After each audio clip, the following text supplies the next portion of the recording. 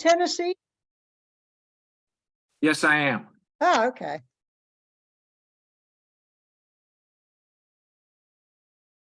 Okay, hey, it's 4 o'clock. It looks like the recording started. I've got host control here, believe it or not. So I think we're ready to go. I don't believe Nathaniel will be here today. He's obviously buried and trying to catch up on a lot of things. That's why I thought an informal call today, so to speak, would be appropriate.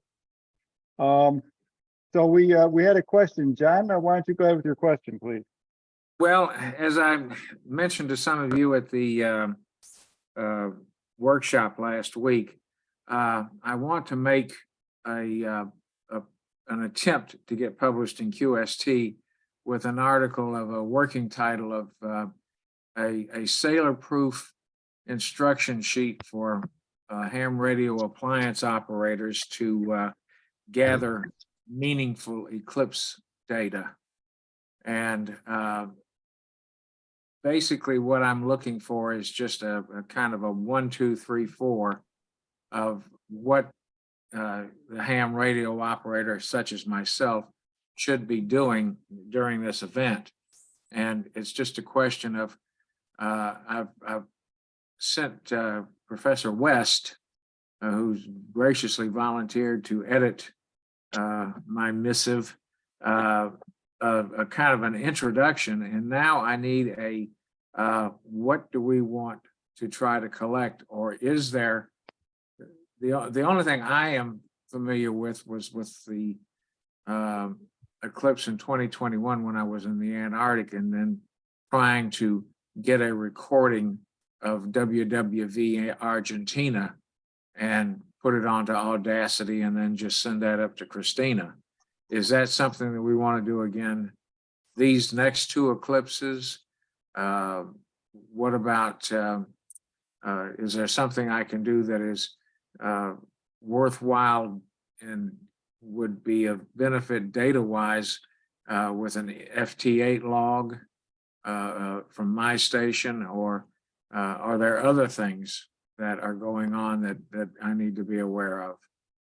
Well, John, Okay. I wondered, one of the things I wondered about your article, it sounded like at the end you were going to put the link to the festivals of the Eclipse Ionospheric Science, and you never put that in. And that's got like 5 different things that people could do. So I was looking for that, and that didn't appear.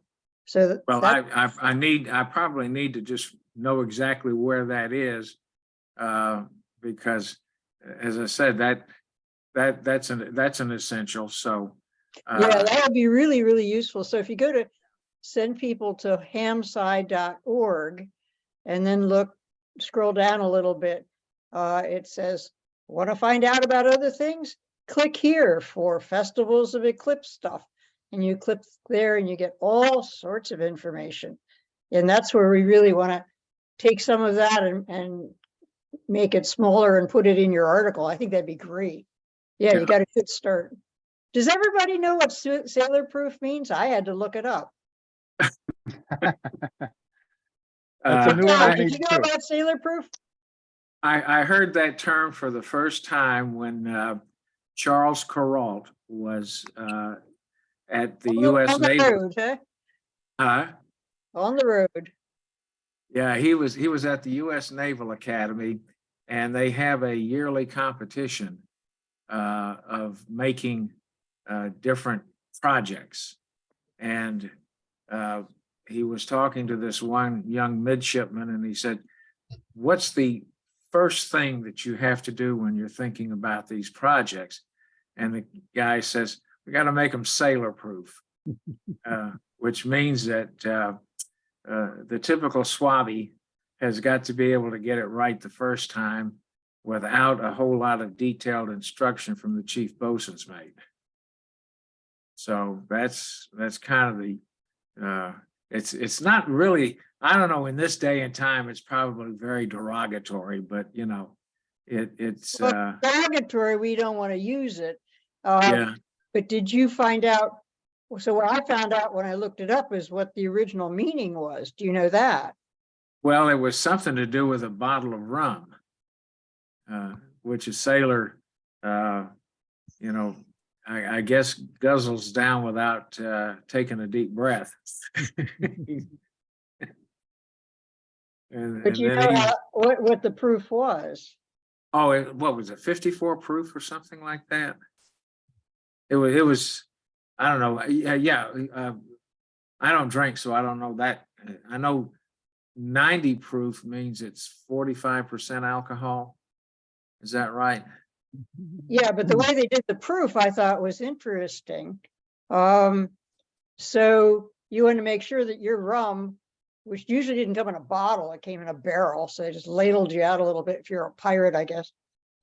So you had your little container of rum in front of you. You threw a match at it. If it lit, it was proofed. And then you drank it.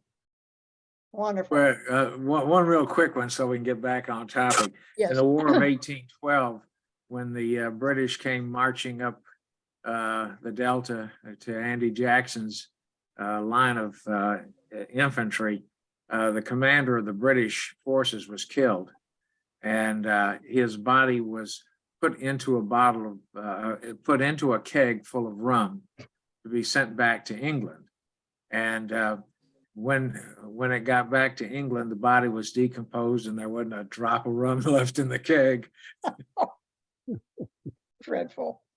Microbes took care of everything.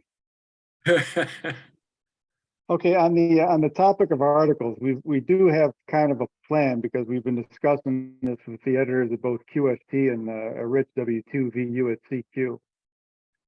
So right now we've got one article on the shelf ready to go for the league's On the Air magazine. That's a very basic, beginner-oriented article, just explaining what we're doing here and what we want people to, very, very simple. It would make sense to follow up later in the year with kind of a how-to article, John. That does make sense. I mean, almost all that is explained here on the website, but obviously it's nice to have something in a paper magazine format with a couple of pictures too. So it's definitely a possibility. Yeah, when I was talking with Bob Enderbitson from the league, he said that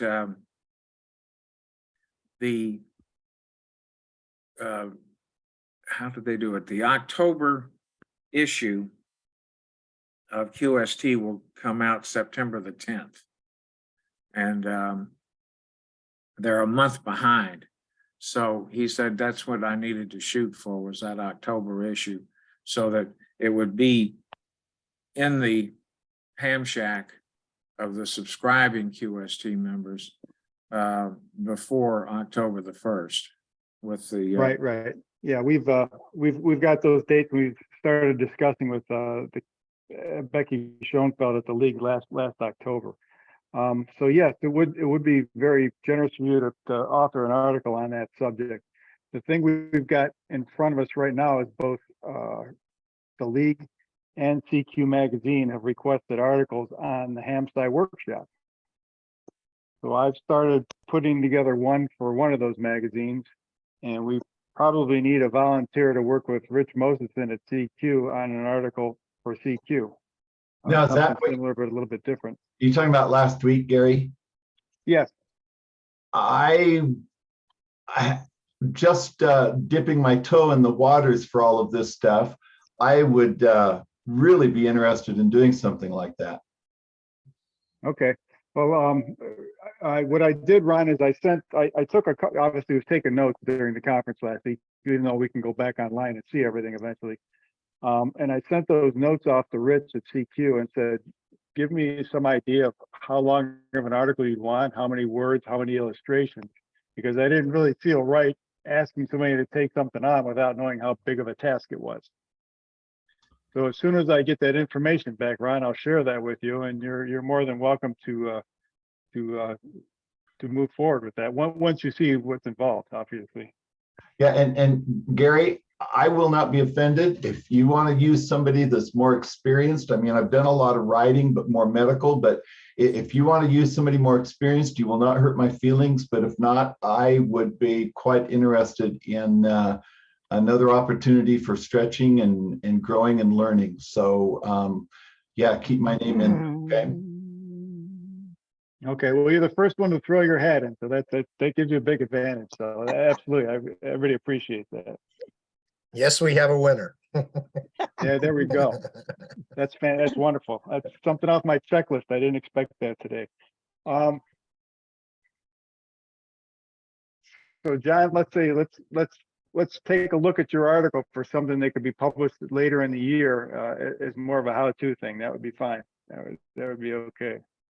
What publication we put it in yet, I'm not sure, but there's certainly a place for it. There's no question about that. I see Mackenzie's joined us too. I saw your email yesterday and you had some questions about contacting the college clubs and stuff. My apologies for not getting back to you, but I'm glad we're able to make it here. So Mackenzie, you had some question about was it the college clubs or social media? I think it was. Yes, and it's fine. Thank you. So I did send out an email to about 48 of the schools. Same thing that I did with the colleges, just K through 12 this time. I also posted to the ARRL education group with an invitation to join HAMSci on the website, as well as some more information about the festivals. And I'm also developing a access database of all of the amateur radio clubs, so it'll be a lot easier for us to send out emails to the targeted clubs. Also, yes, my question was, do you think it would be a good idea to get on that social media, Facebook, Instagram, anything like that, and just really push for those clubs? Or do you think it should just be strictly emails? Oh, no. As one who doesn't have any social media accounts, I'm probably not a good one to answer. Ed, you've got a fair amount of Yeah, experience. in I reaching out to would push people. for social media as much as I could, Mackenzie. Okay. Simply in terms of the nature of the audience. I mean, I guess I also have a question too. Have you reached out to Andy Maluzzi? Who's on the ARL Public Relations Committee, but he also works with the League on the Collegiate Group as Okay. well. So if you don't have an email, just drop me an email and I'll send you Andy's contact information. Can you say that name again for me, please? First name is Andy. His last name is Maluzzi. I'll see if I can find his call sign. He's part of, if you go to the ARLPR Public Relations Committee, okay, Andy's information will show up there. Okay. Okay. Yep. Thank you. Yep. And Andy will be in Dayton. And I think he usually does a presentation. So that'd be a good way to connect as well and get on his agenda as well. So. Thank you. Okay, you're welcome. I know Nathaniel has some contact with the Collegiate Amateur Radio Program, but as busy as he is, I'm sure he would have no problem getting some help and from you, Mackenzie, in that area. I'm really pretty sure. So we should. Yeah, and Mackenzie, if you could copy me on anything you send to Andy, so I can follow up with him directly. Okay. Okay. Yeah, I will just do that. make sure that you made the contact. Okay. That's because you're on the part of the Public Relations Committee. Yes, as we're well, on the right? committee together. That's correct. Yeah. Right, Okay. right. That's why it makes sense to do that. Yeah. Can I have your email so I can? Sure, make- it's wx2r@arrl.net. wx2r@arrl. ARRL.net. Yep. Okay, thank you. I'll be sure to do that. Yep. I know that somebody's mentioned that HAMSci has its own Facebook page, but it probably hasn't been updated in literally in years. So I don't know if that's something we should be doing as well, just because it's our own.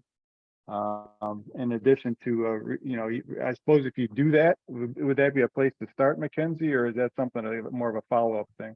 I think that would definitely be a place to start because people will already have known about the Facebook page.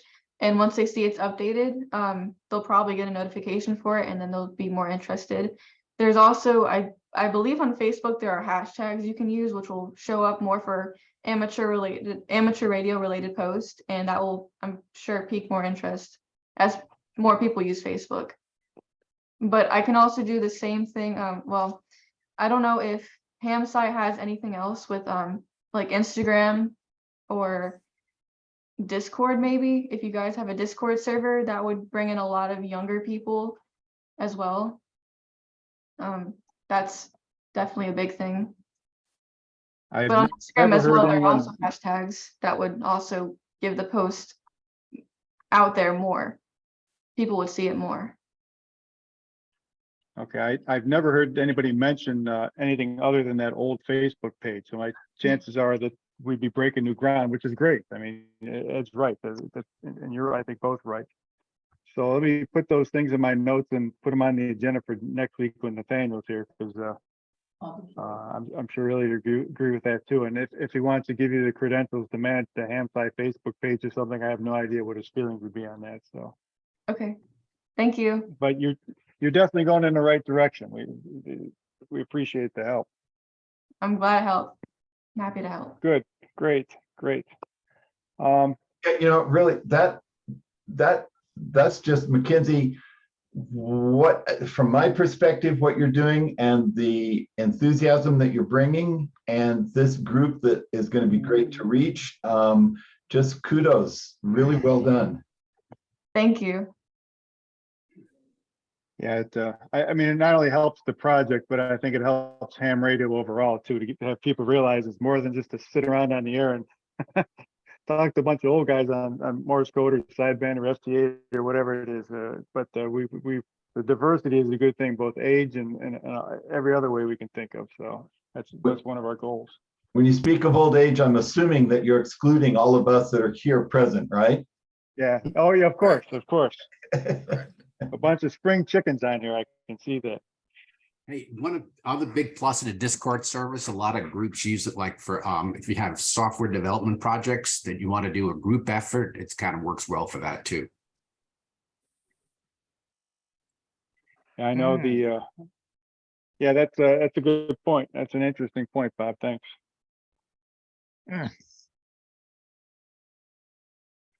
What I'd like to do, if we've got a fair amount of time, I'd like to take a look, have the group take a look at the notes I put together for the QST article. I see Ward has joined us, and Ward's got, how should we say, a bit of experience with this sort of thing. And if he could give me some pluses and minuses on the notes I put together for the QST article regarding the workshop, I think that'd be a good help, buddy. Let me share my screen if that's okay.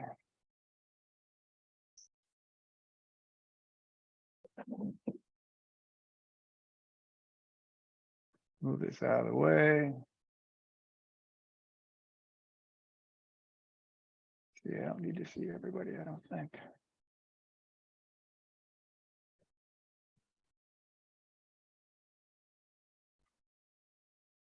Okay, so let me go through this. Anybody's got comments, yay or nay, or thinks I'm missing something or I'm off base on something, please, I've got a written copy next to me. I'll be making notes too, so.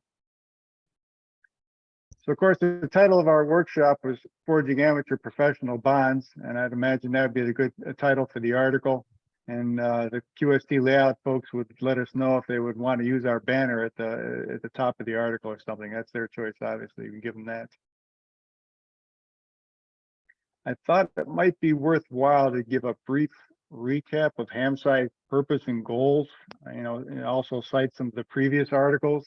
Because citizen science is obviously a big thing with the Eclipse year coming up, and volunteerism is a big thing with the league this year. Is that a reasonable way to start, or is this something that should maybe be on the end or not in there at all?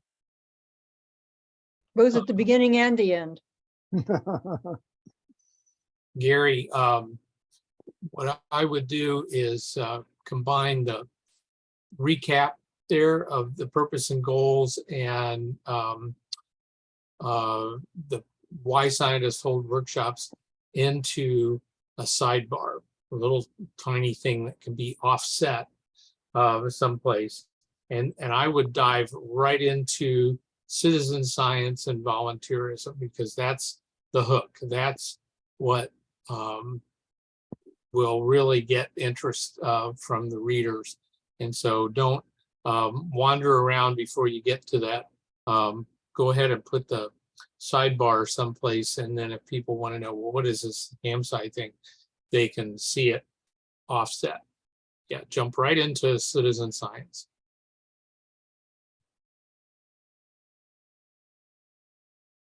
Okay, got it. Okay, so if people understand what citizen science and the volunteerism part is about,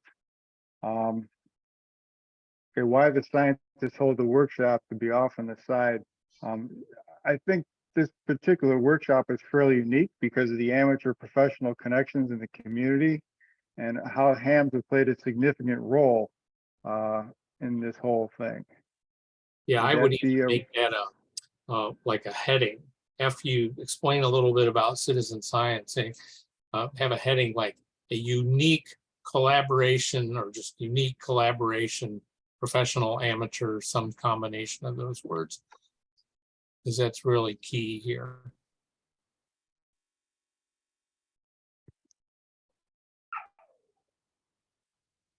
But there are other groups that have a lot of collaboration too.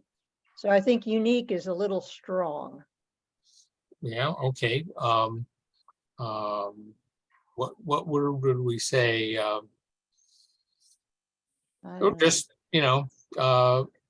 just keep it amateur professional research collaboration or something like that.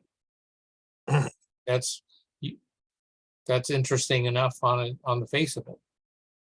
Yeah.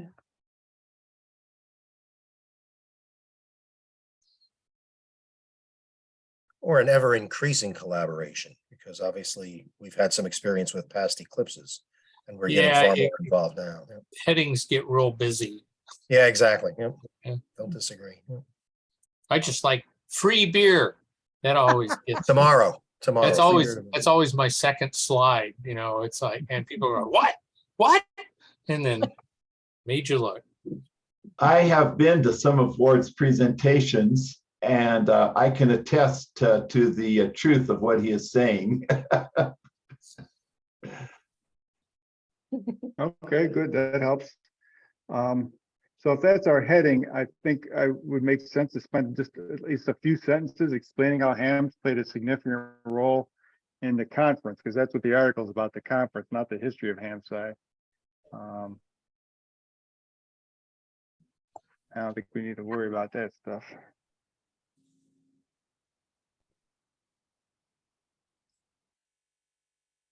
I think, Pat Reif is obviously, and just like Mary Lou and Nathaniel, they're both professionals at what they do, and they're amateur radio operators as well. I'm sure there's some good bullets I can pull out of Pat's talk, because of course that was our keynote presentation. Why don't you mention some of the more prominent professional organizations or researchers, and like as an example, who's collaborating here?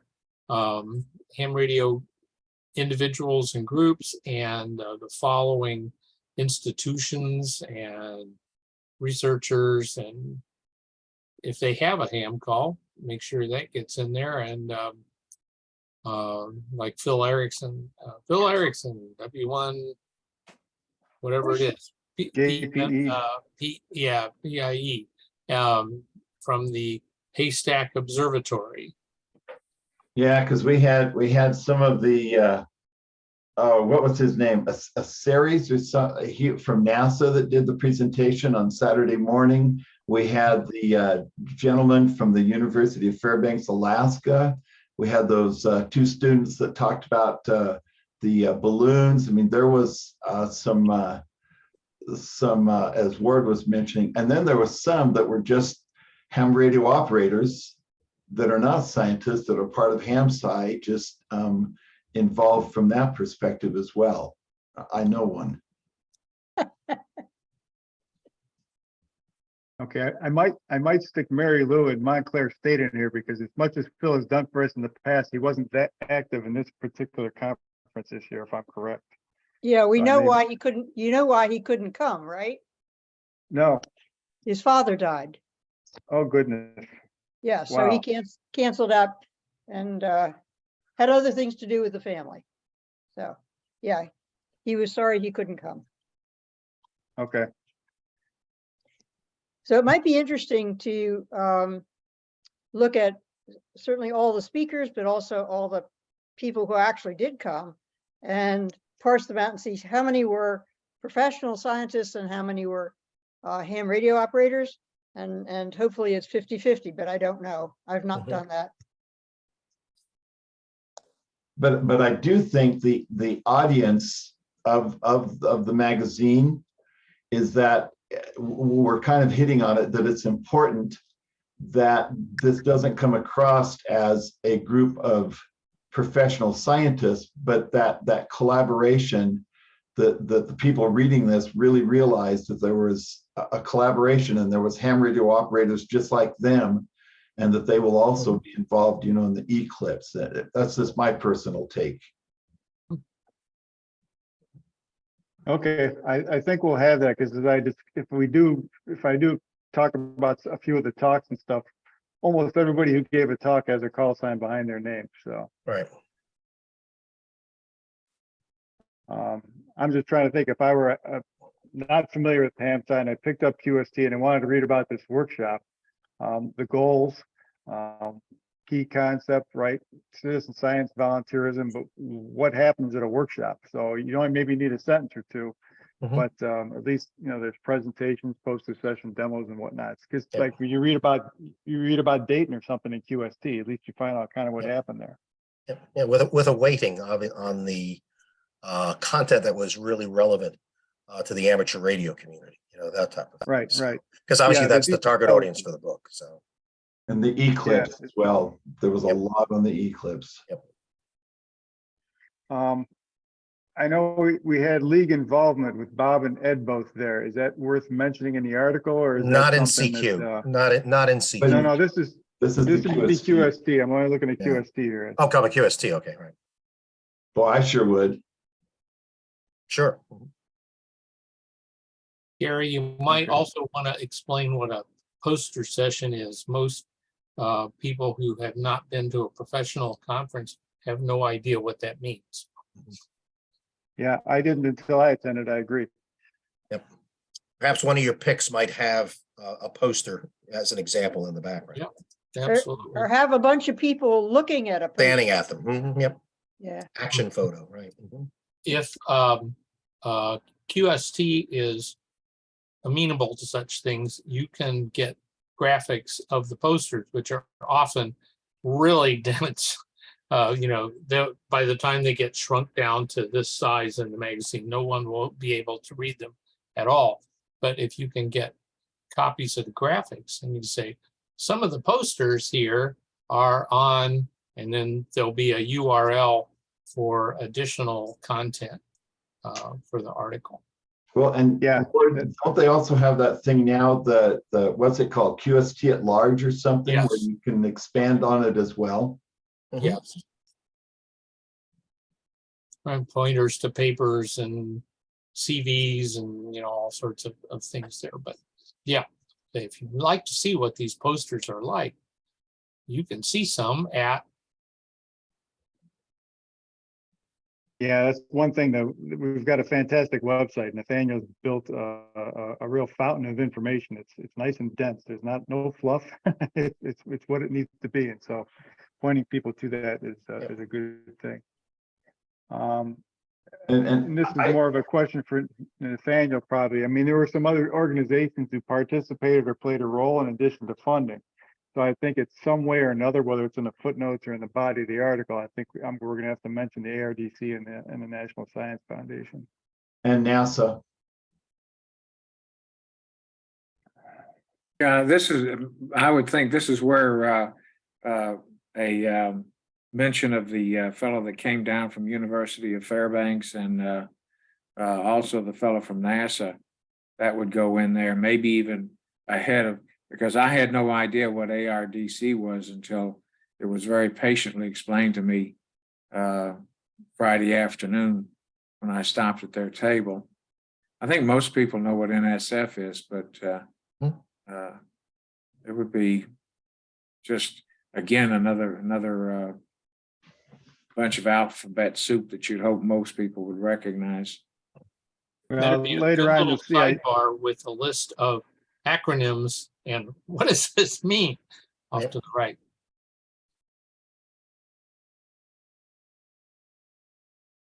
I know there's a ham site glossary on the ham site site too.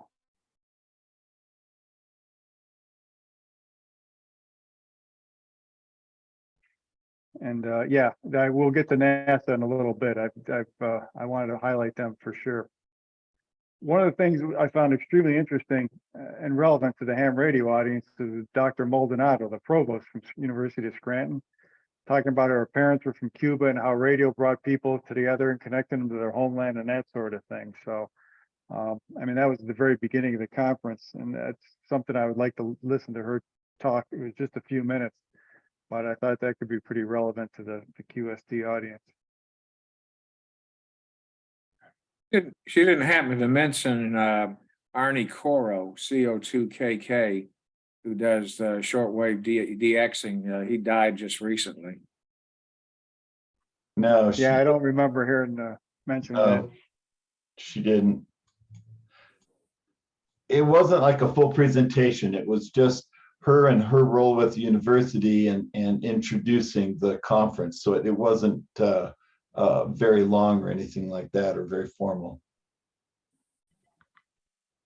So the meat of the conference was the presentations, and there were, I don't know, pick a number, 27 of them or so. And, you know, you can't cover them all on QST, obviously. There were 5 oral sessions that I've got here bolded out.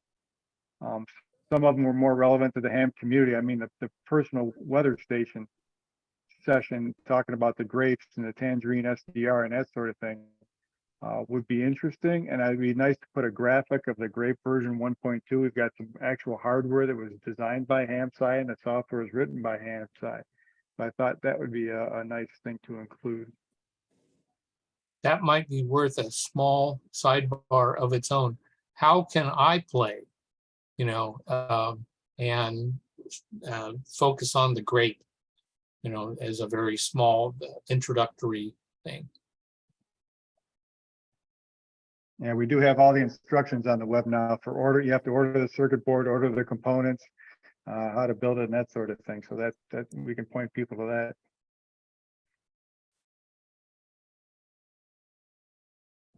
Okay. There's a lot of talks on atmospheric modeling and TID. That may be beyond the scope of the QST article. There were some pretty interesting graphics that could be pulled out of that too. A big one to me is, of course, the festival. Oops, excuse me.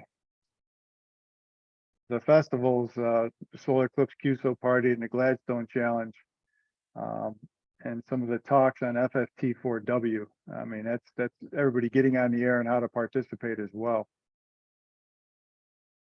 That should probably be the main part of it. Yeah, I agree that, you know, you're writing for an amateur radio audience. And so it would seem that you'd want the focus to be there. It's just, but also making the connection that, you know, scientists are interested in the results of this. This is, you know, it's good ham radio, but it's also something that's going to have a, you know, great deal of contribution beyond that. We'll give this a little more space than the rest. That's a few more words here.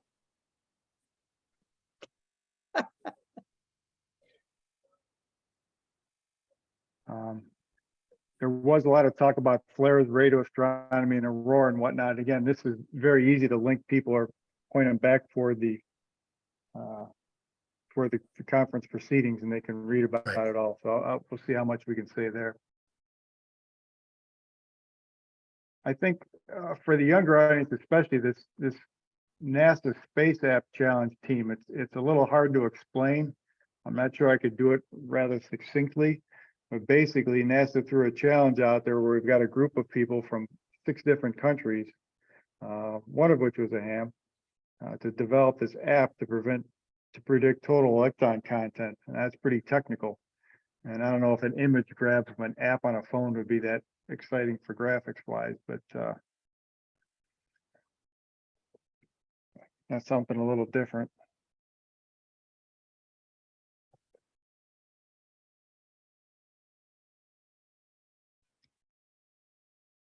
The poster sessions, there were a lot of posters, and yeah, I agree, Ward. They start out as 3 by 4 feet, so they're not going to make it down into an 8.5 by 11 publication too well. But we did have a lot of ham radio history and ham radio operating in some of the posters. the ones I pulled out here.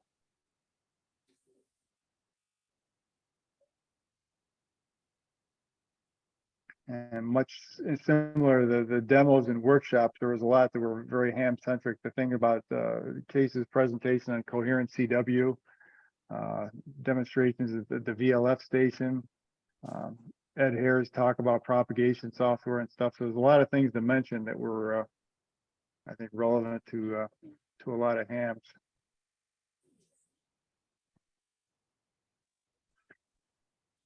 One thing I thought made sense as a sidebar, we talked about NASA earlier. NASA's calling this the big heliophysics year. I think Hamside should be proud that we're only one of 34 projects under the NASA Citizen Science Directorate right now. And I think that's worth a sidebar, and there's probably a picture we can fit in there and get people excited and involved and understand our connections with NASA.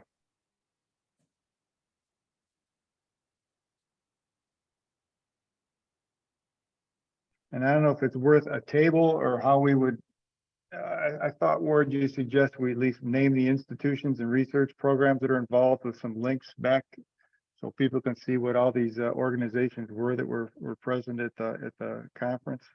If that gets real long or they want to cut it or don't have room for it, have Nathaniel make, go ahead and build the table and then put it on Hamside. Specifically for that QST article, not just folded into a giant glossary.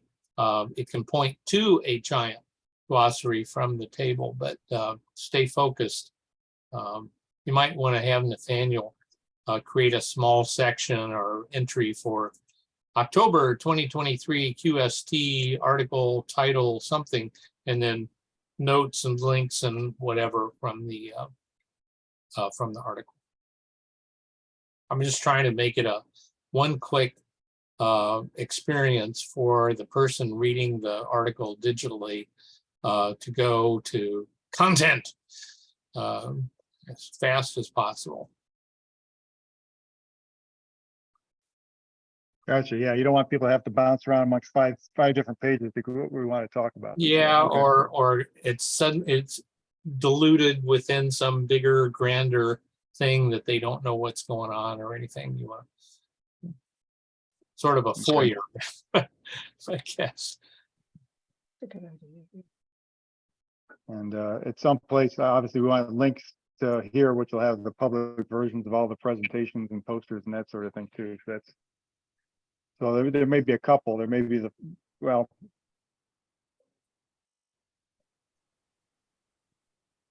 that's one we could have. And we talked about a sidebar with acronyms and whatnot. So okay. All right. Is there anything that's people think we might have missed or would like to see or thinks would be interesting? It'll be a little easier to tell once I got something written up. Oh, and these notes.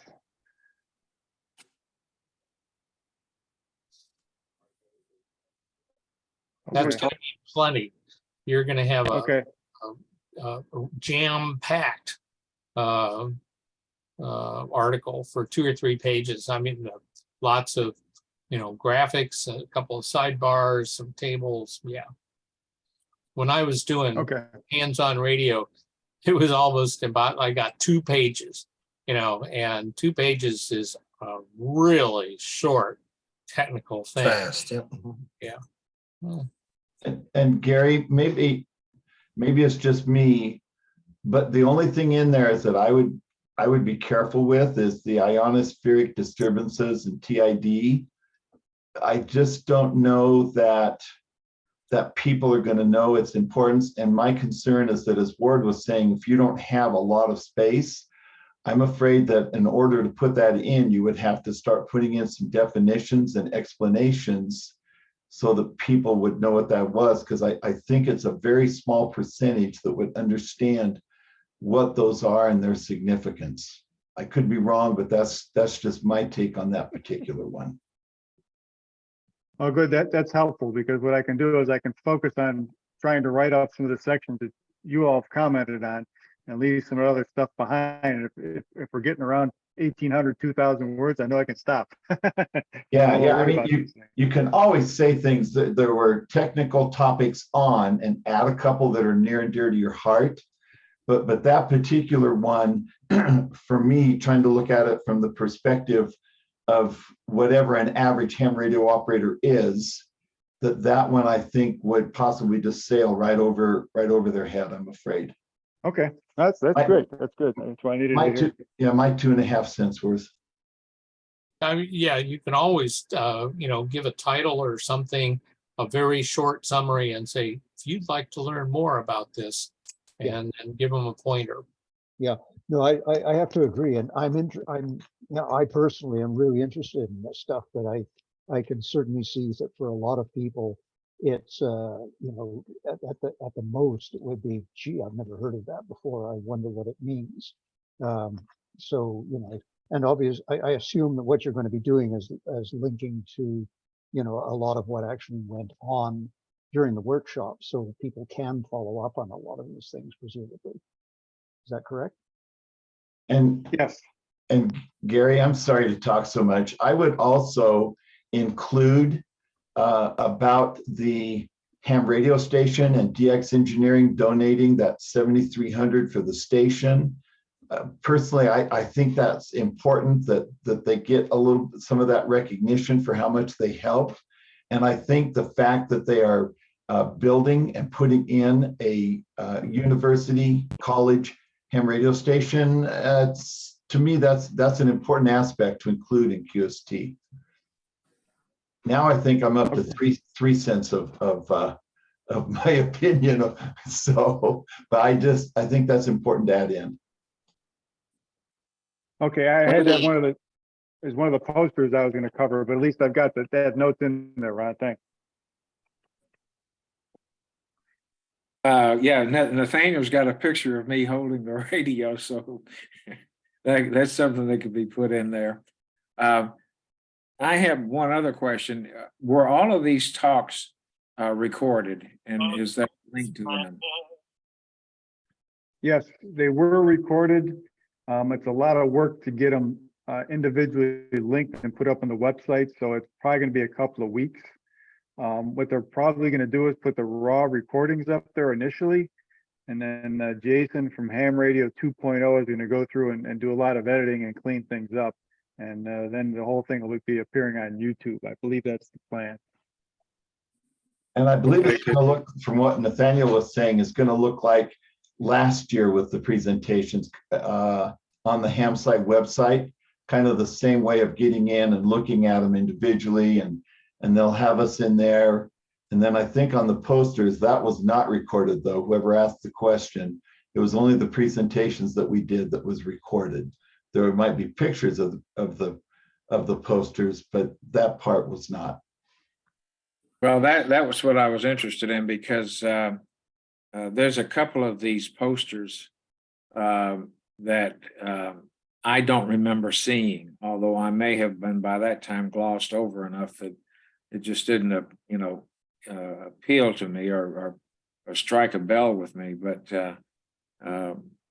they something to do with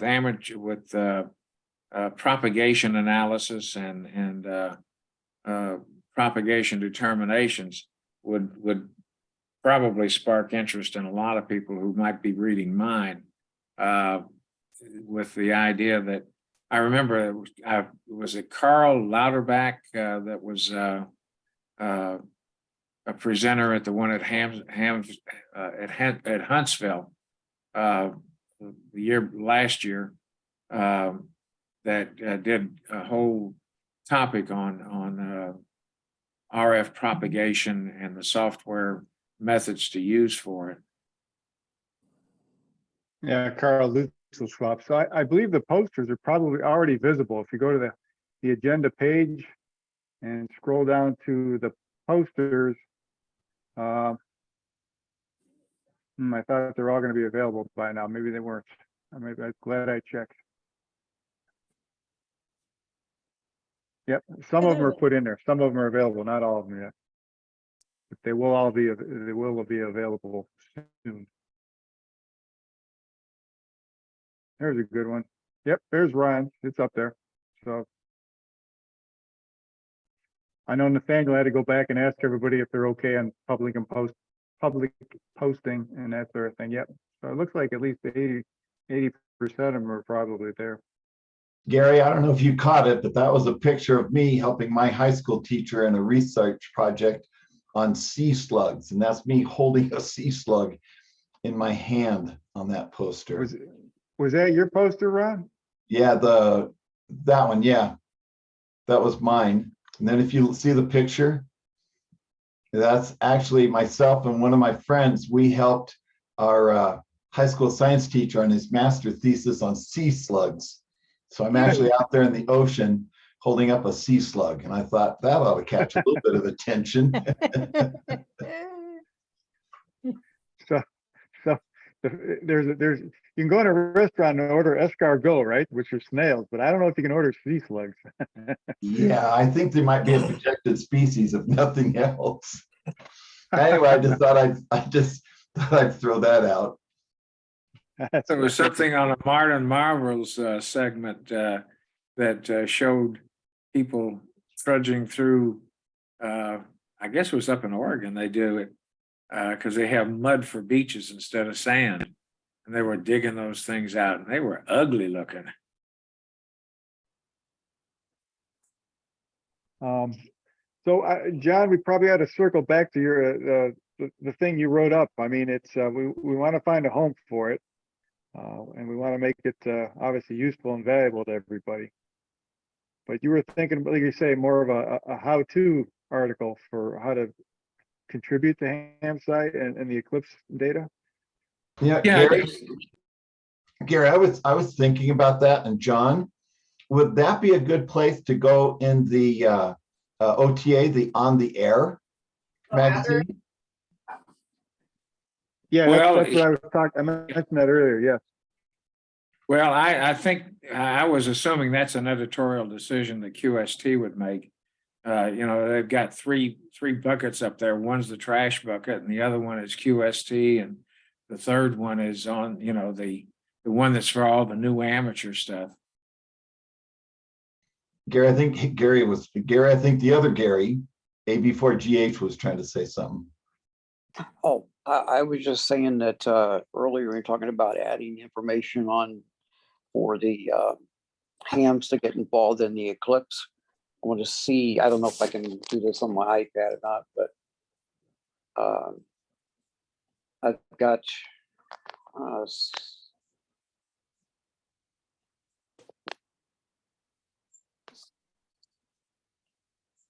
see if I can do this.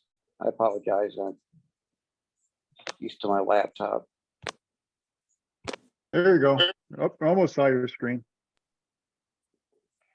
I'm trying to get the screen on there, but it's not allowing me to pick what I wanted. Let's see. Boy, this is embarrassing. No, Apple's security is so secure, you sometimes can't do anything. Yeah, apparently. Anyway, well, what I had is I have it on my Microsoft Word, but I also have, when I did the introduction back on March 6th on to the HamSci group, basically I put I'm the one who puts a long introduction about myself, but I had a section in there, and it's a bullet section. Basically, it says why I'm looking forward to being able to participate as a ham radio science investigation and projects.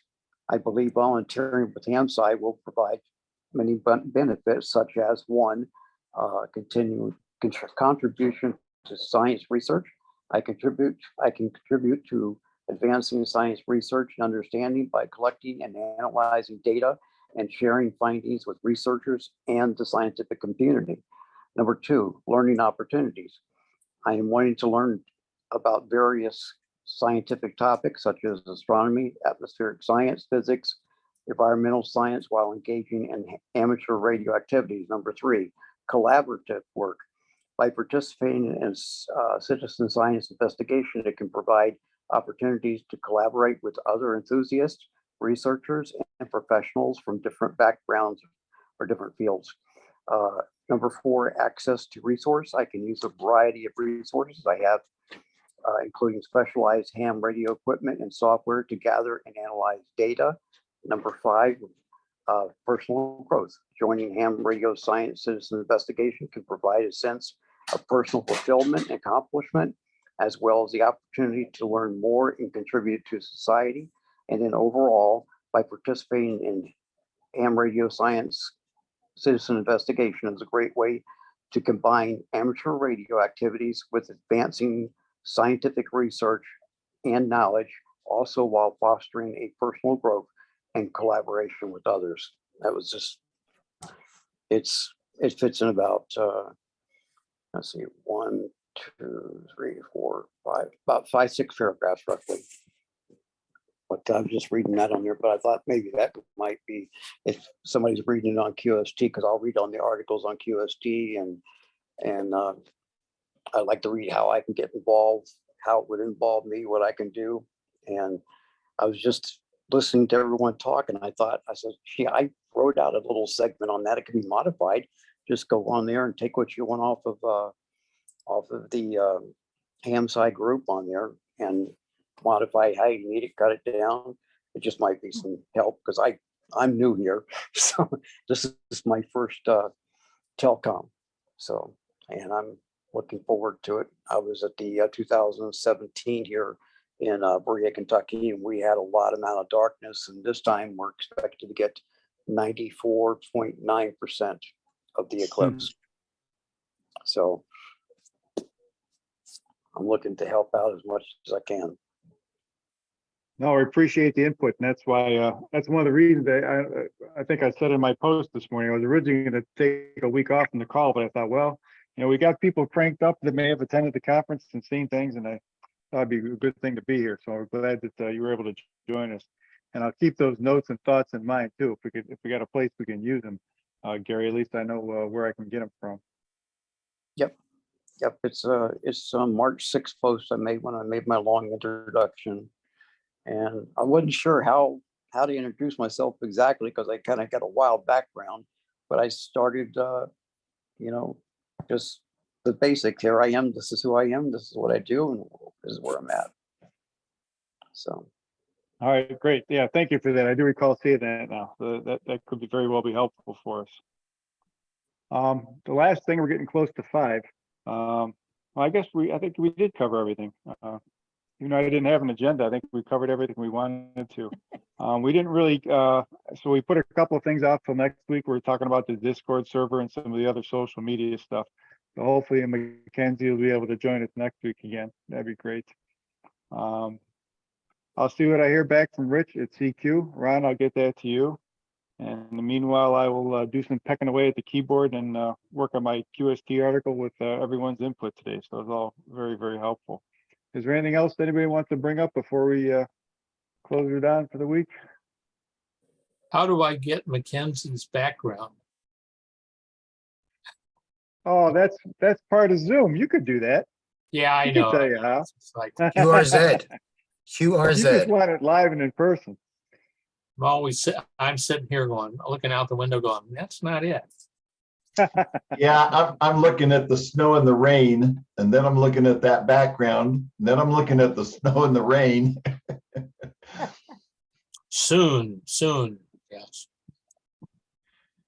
So the other thing I'll do is I corresponded with Becky at League headquarters regarding our article kind of schedule and publications. Now that I've got a little bit of a start on this workshop article, I'll probably, would it be proper, you think, to send her the on the air article that we've already done, even though we didn't want to publish till later in the summer? Would that confuse things, or should I hold on to it for a while? Absolutely reference it. Yes.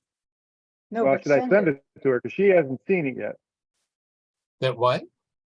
The article for on the air. Becky Yeah. has not seen it yet because to me it seems a little early. Or should I send it in now, do you think? Well, you're leading the target here by quite a bit. I would talk to Becky and ensure that it will have been published, and you get the article title right and all this kind of stuff. I mean, you can look at the actual layout of the article, or whatever text they're going to use. And you might reference pieces of it. You don't have to do more than say, hey, there's a on the air article, but you won't Okay, have well, you won't have enough space to spoil it. Yeah, that's for sure. no, I realize that. I'm just, my question is that you helped me through that article. It's done. It's sitting on my hard drive. I've not sent it in to her yet. She's not seen it yet. Ah, Is it oh. too early to submit it is the question. No, send them No. both in and work with Becky to, Yeah. she understands this process of, trying to pull the readers along and complement articles and stuff. So Yeah, better to be she'll work early with than being on deadline. So, Okay, good advice. Thank you both. That's fine. That's fine. Okay. If there's nothing else, we'll close it for this week and say everybody have a great week and think spring. Huh? that's it. point those VHF antennas north. Looks like we're going to get Aurora tonight Yeah. from the big CME impact. So won't be so Yeah, good for fun. the VHF guys, but whatever.